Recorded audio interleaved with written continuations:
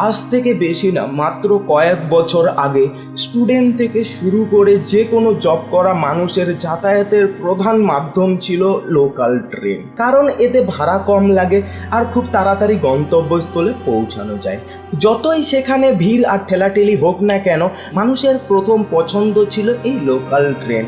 আবার ওদিকে ছোট ছোট ব্যবসায়ী থেকে শুরু করে বড় বড় ব্যবসায়ী সবাই নিজেদের নিত্য প্রয়োজনীয় দোকানের মালপত্র বা ব্যবসার মালপত্র এই লোকাল ট্রেনে করেই নিয়ে যেত। এবং কিছু কিছু গরিব মানুষ নিজেদের সংসার চালানোর জন্য এই লোকাল ট্রেনে উঠে খাবার বা অন্যান্য জিনিসপত্র বিক্রি করত। কিন্তু আজকে এই রিলের যুগে এসে একদল রিলার প্রাণী এই লোকাল ট্রেনে উঠে হেগে বেড়াচ্ছে ভাই। এমনিতেও তো লোকাল ট্রেনে কোনো টয়লেট থাকে না, তাই এরা কি করবে, এখন মানুষের সামনেই হেগে বেড়ায়।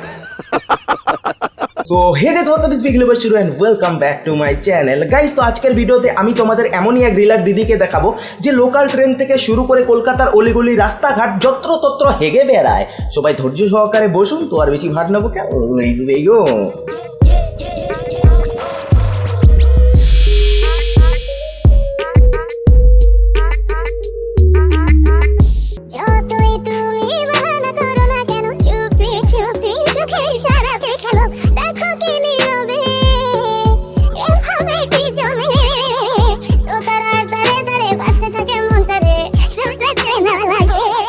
আগে আমি জানতাম যে শুধুমাত্র গরিব মানুষরাই নিজেদের পেট চালানোর জন্য দুবেলা দুমুঠো খাওয়ার জন্য ট্রেনে উঠে নাচ গান করে কিছু টাকা উপার্জন করতো, কিন্তু আজকাল তো দেখছি এইসব মডার্ন রিলার দিদিরাও ট্রেনে উঠে এইসব কর্মকাণ্ড শুরু করে দিয়েছে ভাই। না মানে দিদি, তুমি কি রানু মণ্ডলের মতো প্ল্যাটফর্ম বা লোকাল ট্রেন থেকে উঠে এসে মুম্বাই যাওয়ার স্বপ্ন দেখছো নাকি? হ্যাঁ। তো দিদির এই ভিডিওটা নিয়ে সোশ্যাল মিডিয়ায় অনেকে ক্রিটিসাইজ করছে, বলছে যে দিদি কেন এইভাবে হকার কাকুকে সরিয়ে দিচ্ছে। হ্যাঁ, হওয়াটা স্বাভাবিক, কিন্তু গাইস আমাদের একটা কথা কি ভুললে চলবে যে এখানে আমাদের দিদিও কিন্তু একজন হকার। কাকু খাবার বিক্রি করছে আর আমাদের দিদি রিল বিক্রি করছে। আবার এটাও হতে পারে যে ট্রেনটা হয়তো সরকারি নয়, দিদির দাদুর সম্পত্তি, তাই আগে সে রিল বানিয়ে ইনকাম করবে, তারপর বাকিরা কাজকর্ম করবে।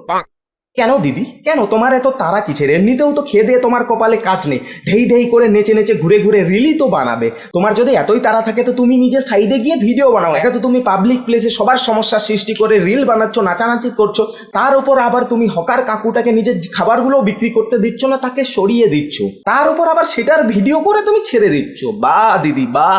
এই দিদির হাতে যদি কাকুর ওই ব্যাগটা ধরিয়ে দিয়ে বলা হয় যে তুই এই সবগুলো খাবার বিক্রি কর, তারপর তুই বাড়ি যেতে পারবি, তবেই এই দিদির ট্রেনে উঠে রিল বানানোর শখটা মিটবে। নিঃসন্দেহে তুই ঠিক কথা বলেছিস।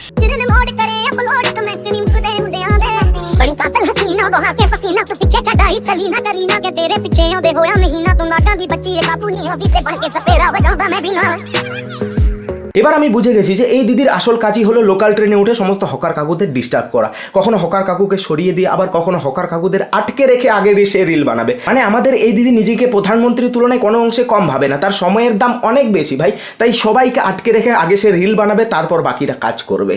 মানে কি বলবো, যাই হোক। তবে হ্যাঁ, আমাদের এই দিদি আবার মনের দিক থেকে অনেক ভালো। সে লোকাল ট্রেনে উঠে হকার কাকুদের সঙ্গে এই রকমের ব্যবহার করলো, ওদিকে আবার প্ল্যাটফর্মের গরিব বাচ্চাদের খাওয়ানোর নামে রিল বানায়। তো এই যে দেখো, দিদি আমাদের প্ল্যাটফর্মের ফ্লাইওভারে দাঁড়িয়ে দাঁড়িয়ে ফোন ঘাটছে। আমরা তো প্ল্যাটফর্মের ফ্লাইওভারে যাই শুধুমাত্র মোবাইল ঘাটার জন্য, তাই না, আর ওখানে দাঁড়িয়ে থাকার জন্য। তো বাচ্চাগুলো আসলো খেতে, তো 3টে বাচ্চাকে দিয়েছে, আবার স্লো মোশন অ্যাড করেছে, দিদি খাওয়াবে। হ্যাঁ ঠিক আছে, দিদি বলছে চলো আমি খাওয়াচ্ছি। বাচ্চাগুলোকে 3জনকে ফ্রেমে আসতে হবে, ভালোভাবে ফ্রেমে আসতে হবে। হ্যাঁ ঠিক আছে, এইবার ওকে। একবার সামনে থেকে অ্যাঙ্গেল, একবার পেছন থেকে অ্যাঙ্গেল। দেখি কি কিনে দিচ্ছে। 10 টাকার ফ্রুটি। ওকে, 10 টাকার ফ্রুটি আর একটা কেক সামথিং মনে হয় 10 টাকা। 10 10 20, 3জন 60 টাকা। বাহ, আহা আহা, বাচ্চাগুলো অনেক খুশি, ভালোভাবে অ্যাক্টিং শিখিয়ে দিয়েছে দিদি।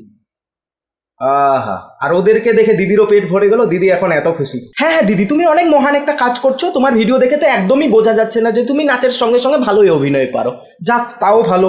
বাচ্চাদের খাওয়ানোর নামে শুধু অভিনয় দেখিয়েছে, আবার নাচ দেখিয়ে ভিউজ কামাই নিয়ে, এতেই আমি অনেক খুশি। তবে কি বলো তো দিদি, শুধুমাত্র বাচ্চাদের 10 টাকার ফ্রুটি খাওয়ালেই ভালো মানুষ হওয়া যায় না। আগে সবার সঙ্গে, মানে ধনী গরিব, জাতি ধর্ম বর্ণ নির্বিশেষে সব মানুষের সঙ্গে ভালো ব্যবহার করতে শেখো। খাওয়াতেও হবে না, কারণ ব্যবহারেই মানুষের পরিচয়। একদিকে তুমি গরিব বাচ্চাদের 10 টাকার ফ্রুটি খাইয়ে ভালো মানুষ হওয়ার চেষ্টা করছো, অন্যদিকে আবার লোকাল ট্রেনে উঠে গরিব হকার কাকুদের সঙ্গে খারাপ ব্যবহার করছো। ऐसे कैसे चलेगा दीदी, कैसे? জানি না।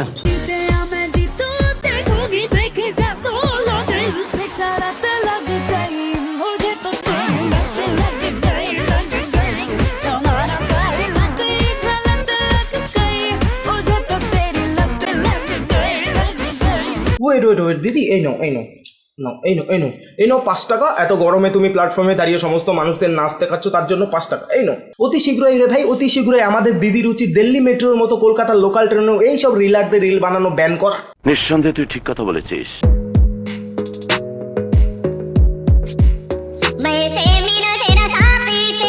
আমাদের মতো মানুষদের প্রিয় জায়গা কি হয়? পাহাড়, না হলে সমুদ্র। কিন্তু আমাদের এই দিদির প্রিয় জায়গা হচ্ছে রেল স্টেশন বা প্ল্যাটফর্ম। দিদির যদি মন খারাপ থাকে তাহলে সে স্টেশনের ভিতরে প্ল্যাটফর্মে গিয়ে বসে থাকে, আর দিদির যদি মন ভালো থাকে তাহলে স্টেশনের ফ্লাইওভারে বা ট্রেনে উঠে ধেই করে নাচতে শুরু করে দেয়। ওদিকে যদি দিদির আবার খিদে পায় তাহলে বাড়ি থেকে ছুটে এসে স্টেশনের ভিতরে খাবার খায়। এমনকি দিদির যদি হাগাও পায় না তো বাড়ি থেকে ছুটে এসে স্টেশনের ভিতরে মানে প্ল্যাটফর্মে হেগে তারপর বাড়ি যায়। তা বলছি কি দিদি, সব কাজই যখন তুমি স্টেশনে করছো মানে প্ল্যাটফর্মে করছো, তাহলে শুধু ঘুমানোর জন্য বাড়ি যাওয়ার কি দরকার? প্ল্যাটফর্মেই তো পাগলগুলো যেখানে শুয়ে থাকে তার পাশে বিছানা করে শুয়ে যেতে পারো। আর তোমার মানসিক অবস্থা দেখে পুলিশও তোমাকে প্ল্যাটফর্ম থেকে বাইরে বের করে দেবে না দিদি, সত্যি। এক থাপ্পড়ে তোর বাপের নাম ভুলিয়ে দিতাম। তবে হ্যাঁ, দিদি কিন্তু একটা ভালো কাজ করছে। এই যে দেখো না, প্ল্যাটফর্মে কত মানুষ, কেউ ট্রেনের জন্য ওয়েট করছে, কেউ কাজ থেকে ক্লান্ত হয়ে ফিরে ট্রেনের জন্য দাঁড়িয়ে আছে, আবার কেউ ট্রেন মিস করেছে সেই জন্য মন খারাপ করে বসে আছে। কিন্তু আমাদের এই দিদি দায়িত্ব নিয়েছে প্ল্যাটফর্মে সমস্ত মানুষদের এন্টারটেইন করার, তাও আবার ফ্রিতে। তাই আমাদের এই দিদির জন্য এখন তালিয়া। তবে শুধু প্ল্যাটফর্মে বসে থাকা মানুষদের জন্য নয়, রাস্তার রেড সিগন্যালে দাঁড়িয়ে থাকা গাড়ির মানুষদেরও এন্টারটেইন করার দায়িত্ব নিয়েছে আমাদের এই দিদি। এখন আমাদের ভাইজান কোথায়? প্রয়োজনের সময় না ভাই কোনো মানুষকে পাওয়া যায় না। না, এবার মনে হচ্ছে আমাকেই রাস্তায় বেরোতে হবে বাইক নিয়ে। ওয়েট গাইস, কি বলছিস তুই? না মানে দিদির কপালে খেয়ে দিয়ে যে কোনো কাজকর্ম নাই সেটা তো তার ভিডিও দেখে আমি বুঝে গেছি, কিন্তু তার চারপাশে এই মানুষগুলো এখন কি করছে? এদেরও কি খেয়ে দিয়ে কোনো... ও হ্যাঁ, ফ্রি এর জিনিস। এইসব নাচ তো চিত্রহারে দেখতে গেলে টাকা দিয়ে দেখতে হবে, কিন্তু দিদি এখন ফ্রিতে দেখাচ্ছে তাই মানুষও সেটারই মজা নিচ্ছে।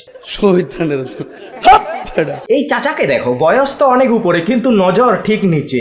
এই কাকু তো আবার তার মাল খাওয়া পার্টনারকে ডাকছে, আয় ভাই আয় আয়, ফ্রিতে নাচ দেখবো, আয় আয় জলদি আয়। বাইরে নজরটা ঠিক কর, চোখ কানা হয়ে যাবে না হলে। কিন্তু হ্যাঁ গাইস, এদের খেয়ে দিয়ে কাজকর্ম না থাকতে পারে, তবে আমার আছে, আমাকে ঘুমাতে হবে। তো আমি গেলাম। আজকের ভিডিও এ পর্যন্ত। ভিডিওটা ভালো লাগলে অবশ্যই প্রত্যেকের কাছে শেয়ার করবেন, প্রচুর শেয়ার করবেন, এমন ভাবে শেয়ার করবেন যাতে ভিডিওটা প্রত্যেকের কাছে পৌঁছায়। চ্যানেলে নতুন হলে জানো তো কি করতে হবে, সাবস্ক্রাইব করে বেল বাজিয়ে দিও, সঙ্গে আমাকে ইনস্টাগ্রামে ফলো করে দিও। এই যে দেখতে পাচ্ছ আমার এটা ইনস্টাগ্রাম ইউজার আইডি। অ্যান্ড হ্যাঁ, সবশেষে আরেকটা কথা, ভিডিও দেখো, মজা নাও, আর ভুলে যাও এই দিদিকে আবার পার্সোনালি হেট বা গালাগালি দিতে যেও না, তা না হলে কিন্তু প্রয়োজন পড়লে ইনস্টাগ্রামে গিয়ে দিদিকে ফলো করে দিও। যাও, অনেক কষ্ট করে তোমাদের জন্য ট্রেনে ঘুরে ঘুরে নাচানাচি করছে, তো যাও ফলো করে দিও। পরবর্তী ভিডিওতে আবার দেখা হবে, তো সবাই ভালো থেকো, বাই। প্রথমেই একটা কথা বলতে চাই যে আমার ভিডিও যাদের ভালো লাগবে না দরকার নেই ভিডিও দেখা, কিন্তু যাদের ভালো লাগবে অবশ্যই তাদের কাছে আমি করজোড়ে অনুরোধ করবো একটা কথাই, যে ভিডিওটি দেখা মাত্রই প্রত্যেকের কাছে শেয়ার করবেন, প্রচুর শেয়ার করবেন, এমন ভাবে শেয়ার করবেন যাতে ভিডিওটা